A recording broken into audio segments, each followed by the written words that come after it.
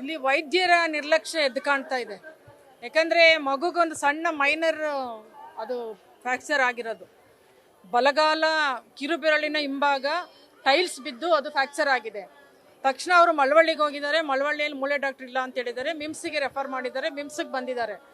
ಮಿಮ್ಸಲ್ಲಿ ಅದನ್ನ ನೋಡಿ ತಕ್ಷಣ ಆಪರೇಷನ್ ಕೂಡ ಮಾಡಿದ್ದಾರೆ. ಅವತ್ತೇನೆ 10:00 ರಾತ್ರಿ 10:00 29ನೇ ತಾರೀಕು ಆಗಿರುವ ಘಟನೆ ಇದು. ಆ ನಂತರದಲ್ಲಿ ತಕ್ಷಣ ಅವರು ಜನರಲ್ ವಾರ್ಡ್ಗೆ ಶಿಫ್ಟ್ ಮಾಡಿದ್ದಾರೆ. ಜನರಲ್ ವಾರ್ಡ್ಗೆ ಶಿಫ್ಟ್ ಮಾಡಿದ ಮೇಲೆ ಮಗುಗೆ ವಾಮಿಟಿಂಗು ಇವೆಲ್ಲ ಶುರುವಾಗಿದೆ ಅಂತೆ. ನಂತರ ಅಲ್ಲಿ ವಾರ್ಡಲ್ಲಿ ಇದ್ದವ್ರಿಗೆ ಹೇಳಿದ್ದಾರೆ. ವಾರ್ಡಲ್ಲಿ ಇದ್ದವರು ಸೀನಿಯರ್ ಡಾಕ್ಟರ್ ಯಾರು ಇದ್ರು, ಅವರು ಆಪರೇಷನ್ ಮಾಡಿದವರು, ಅವ್ರಿಗೆ ತಿಳ್ಕೊಂಡು ಅವರು ಇಂಜೆಕ್ಷನ್ ಏನೋ ಕೊಟ್ಟಿದ್ದಾರೆ ಅನ್ನೋ ಮಾಹಿತಿಯನ್ನು ಪೋಷಕರು ಹೇಳ್ತಿದ್ದಾರೆ. ಆದರೂ ವಾಮಿಟ್ ನಿಂತಿಲ್ಲ. ಇಂಜೆಕ್ಷನ್ ಕೊಟ್ಟ ನಂತರ ಮಗು ಕೋಮಾ ಸ್ಟೇಜ್ಗೆ ಹೋಗಿದೆ. ಮಗು ಮಾತಾಡ್ತಾ ಇಲ್ಲ, ಪ್ರಜ್ಞೆ ಇಲ್ಲ ಅಂತೇಳಿ ಮತ್ತೆ ಅವ್ರು ತಿಳಿಸಿದಾಗ ಅವರು ತಗೊಂಡು ICUಗೆ ಬಂದಿದ್ದಾರೆ. ICUನಲ್ಲಿ ಹಾಕಿದ್ದಾರೆ. ನಿನ್ನೆ 11 ಗಂಟೆಗೆ ನಾನು ಕೂಡ ಬಂದೆ ಅಲ್ಲಿಗೆ. ಪೇರೆಂಟ್ಸ್ ತಿಳಿಸಿದ್ರು, ಅಲ್ಲಿಗೆ ಬಂದ್ವಿ. ಅಲ್ಲಿ ಡಾಕ್ಟ್ರು ಚೇತನ್ ಇದ್ರು. ಅವ್ರು ಹೇಳಿದ್ರು ನಾವು ಪೇರೆಂಟ್ ಕಡೆಯವ್ರಿಗೆ ಅಪ್ಡೇಟ್ ಮಾಡಿದ್ದೀವಿ ಅಂತ ಹೇಳಿದ್ರು. ಸರಿ, ಆಗಿದ್ರೆ ಮಗುದು BP ಇದೆಲ್ಲ ಇನ್ನೊಬ್ರು ಡಾಕ್ಟ್ರು ಅಲ್ಲೇ ಪಕ್ಕದಲ್ಲೇ ಇದ್ರು. BP ಎಲ್ಲ ಈಗ ತೋರಿಸ್ತಾ ಇದೆ, ನಾರ್ಮಲ್ ಬರ್ತಾ ಇದೆ ಅಂತ ಹೇಳಿದ್ರು. ಮತ್ತೆ ಡೆಂಗ್ಯೂ ಟೆಸ್ಟ್ ಕಳಿಸಿದ್ದೀವಿ, ಪ್ಲೇಟ್ಲೆಟ್ಸ್ 1 ಹಾಕಿದ್ದೀವಿ, ಇನ್ನೊಂದನ್ನ ನಾವು ತರಿಸ್ಕೊಂಡು ಹಾಕ್ತೀವಿ ಅಂತ ಹೇಳಿದ್ರು. ಸರಿ, ಪೇರೆಂಟ್ ಕಡೆಯವ್ರಿಗೆ ಅಪ್ಡೇಟ್ ಮಾಡ್ತೀವಿ ಅಂತ ಹೇಳಿದ್ಮೇಲೆ ನಾವು ಆಯಿತು, ಮಗು ವಾಸಿ ಆಗಬೇಕು, ಹುಷಾರಾಗಬೇಕು, ಆರೋಗ್ಯವಾಗಿರಬೇಕು, ಹಾಗಾಗಿ ಟ್ರೀಟ್ಮೆಂಟು ನಡೀಲಿ ಅಂತೇಳಿ ಅವ್ರಿಗೆ ಪೇರೆಂಟ್ಸ್ ಕಡೆಯವ್ರಿಗೂ ಹೇಳಿಬಿಟ್ಟು ನಾವು ಬಂದ್ವಿ. ನಿನ್ನೆ ರಾತ್ರಿ 10:00 ಅಲ್ಲಿ ಪೇರೆಂಟ್ಸ್ ಇರುವಾಗ ಒಂದಷ್ಟು ಜನ ಪೊಲೀಸ್ ಬಂದ್ರಂತೆ.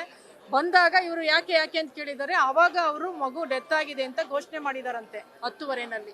ಅಂದರೆ ಅದನ್ನ ಪೇರೆಂಟ್ ಕಡೆಯವ್ರಿಗೆ ಅವರು ಹೇಳ್ದೇನೆ ಪೊಲೀಸ್ನವ್ರನ್ನ ಕರ್ಸ್ಕೊಂಡಿದ್ದಾರೆ. ಅವರಿಗೆ ಭಯ ಇದೆ.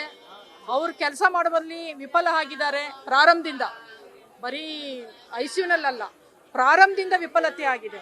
ಪ್ರಾರಂಭದಿಂದ ನಿರ್ಲಕ್ಷ್ಯ ಮಾಡಿದ್ದಾರೆ, ಎಚ್ಚರಿಕೆ ವಹಿಸಿಲ್ಲ. ಒಂದು ಆಪರೇಷನ್ ಆದವ್ರನ್ನ ಫಸ್ಟ್ ಅಬ್ಸರ್ವೇಷನ್ ಇಡ್ತಾರೆ, ತಕ್ಷಣ ಜನರಲ್ ವಾರ್ಡಿಗೆ ಕಳಿಸಲ್ಲ. ಈ ಅಬ್ಸರ್ವೇಷನ್ ಅಲ್ಲಿ ಯಾಕೆ ಇಟ್ಟಿಲ್ಲ? ಮಗು ವಾಮಿಟ್ ಆಗಿದೆ, ಆಪರೇಷನ್ ಮಾಡಿದಂಥ ಡಾಕ್ಟ್ರು ಕಾಳಜಿ ವಹಿಸ್ಬೇಕು, ಮುನ್ನೆಚ್ಚರಿಕೆಗಳನ್ನ ವಹಿಸ್ಬೇಕು. ಯಾಕೆ ಅದನ್ನ ಮಾಡಿಲ್ಲ? ಆಗಿರೋದೊಂದು ಮೈನರ್ ಆಪರೇಷನ್.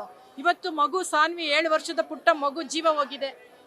ಈ ತರದ ಒಂದು ಅವ್ಯವಸ್ಥೆಯನ್ನ ನಾವು ಅತಿ ಉಗ್ರವಾಗಿ ನಮ್ಮೆಲ್ಲ CITU ಸೇರಿದಂತೆ ಎಲ್ಲ ಪ್ರಗತಿಪರ ಸಂಘಟನೆಗಳು ನಾವು ಖಂಡನೆ ಮಾಡ್ತೇವೆ.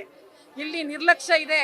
ಸರ್ಕಾರಿ ಸಂಬಳ ಲಕ್ಷಾಂತರ ರೂಪಾಯಿ ಸಂಬಳ ತಗೋತಾರೆ. HODಗಳಿರ್ಬೋದು, ಪ್ರೊಫೆಸರ್ಗಳಿರ್ಬೋದು, ಅಸಿಸ್ಟೆಂಟ್ ಪ್ರೊಫೆಸರ್ಗಳಿರ್ಬೋದು, ವೈದ್ಯರಿರ್ಬೋದು, ಎಲ್ಲರೂ ಕೂಡ. ಆದರೆ ಸೇವೆ ಮಾತ್ರ ಖಾಸಗಿ ಪ್ರಾಕ್ಟೀಸ್ ಜಾಸ್ತಿ ಇದೆ, ನಿರ್ಲಕ್ಷ್ಯ ಜಾಸ್ತಿ ಇದೆ.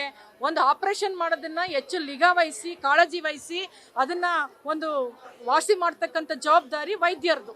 ನೀವು ಹೇಳುವ ಹಾಗೆ ವೈದ್ಯೋ ಹರಿನಾರಾಯಣ ಅಂತ. ಸೊ ಆದ್ರೆ ಇವತ್ತು ವೈದ್ಯರೇ ಇವತ್ತು ಜೀವ ತೆಗೆಯೋ ಮಟ್ಟಕ್ಕೆ ಹೊರಟೋಗ್ಬಿಟ್ರೆ, ನಾವು ವೈದ್ಯರೆಲ್ಲ ಜೀವ ತೆಗಿತಾರೆ ಅಂತ ಹೇಳ್ತಾ ಇಲ್ಲ. ಆದ್ರೆ ಇವತ್ತು ಜೀವ ಹೋಗಿದೆ ಸಾನ್ವಿ ಜೀವ ಹೋಗ್ಲಿಕ್ಕೆ ಯಾರು ಕಾರಣ? ಹಾಗಾದ್ರೆ ಅದೇ ಒಂದು ಕಾಳಜಿ ವಹಿಸಿಲ್ಲ, ಎಚ್ಚರಿಕೆಗಳು ತಗೊಂಡಿಲ್ಲ. ಆಪರೇಷನ್ ಆದ ತಕ್ಷಣ ಅವ್ರು ಜನರಲ್ ವಾರ್ಡಿಗೆ ಕಳಿಸಿದ್ದಾರೆ. ಯಾವುದೇ ಆಪರೇಷನ್ ಆದ್ರೆ ಅವ್ರು ಅನಸ್ತೇಶಿಯಾ ಕೊಟ್ಟಿರ್ತಾರ, ಏನು ಮಗು ಪರಿಸ್ಥಿತಿ ಏನಿದೆ, ಕಂಡೀಷನ್ ಏನಿದೆ, ಆ ಎಚ್ಚರಿಕೆಗಳನ್ನ ಡಾಕ್ಟ್ರು ತಗೊಂಡಿದಾರ? ಮೇಲುಸ್ತುವಾರಿಗಳಾಗಿದೆಯಾ? ವಾರ್ಡ್ನ RMO ಉಸ್ತುವಾರಿ ಮಾಡಿದಾರ? ಅಧೀಕ್ಷಕರು ಉಸ್ತುವಾರಿ ಮಾಡಿದಾರ? ಅಥವಾ ಮಿಮ್ಸ್ನ ನಿರ್ದೇಶಕರು ಉಸ್ತುವಾರಿ ಮಾಡಿದಾರ? ಏನು ಪೇಷಂಟ್ಗಳ ಪರಿಸ್ಥಿತಿಯನ್ನ ಹಾಗಾದ್ರೆ ಯಾರು ಕಾಳಜಿ ವಹಿಸ್ಬೇಕು? ಸಾಮಾನ್ಯ ಜನ ಕಾಳಜಿ ವಹಿಸಕ್ಕಾಗತ್ತಾ? ಅವ್ರೇನಿದ್ರು ಒಳಗಡೆ ಸಹಾಯಕರಾಗಿರ್ತಾರ ಅಷ್ಟೇ. ಹೌದು, ಅವರು ಬಾಡಿ ತಗೊಂಡು ಹೋಗ್ಬಿಡಿ, ಇಲ್ಲಿ ಬೇರೆ ಮಕ್ಳಿಗೆ ತೊಂದರೆ ಆಗುತ್ತೆ ಅಂತ. ಅದಕ್ಕೆ ಇದು ಮಿಮ್ಸ್ ಆಸ್ಪತ್ರೆ, ಕೋಲ್ಡ್ ಸ್ಟೋರೇಜ್ ಇಡ್ಲಿಕ್ಕೆ ಅವಕಾಶ ಇಲ್ವಾ? ಆ ಎಲ್ಲ ಎಚ್ಚರಿಕೆಗಳನ್ನ ತಗೊಳ್ಳಿಕ್ಕೆ ವೈದ್ಯರಿಗೆ ಸಾಧ್ಯ ಇದೆ ಅಲ್ವಾ? ಅದನ್ನ ಮಾಡಿ ಆ ತಂದೆ ತಾಯಿಗಳು ಅವ್ರೇನು ಸಂಬಂಧಪಟ್ಟವ್ರು ದೂರು ಕೊಟ್ಟ ಮೇಲೆ ಅದಕ್ಕೆ ಏನು ಕ್ರಮಗಳು ತಗೋಬೇಕು ಅದನ್ನ ತಗೋಬೇಕು.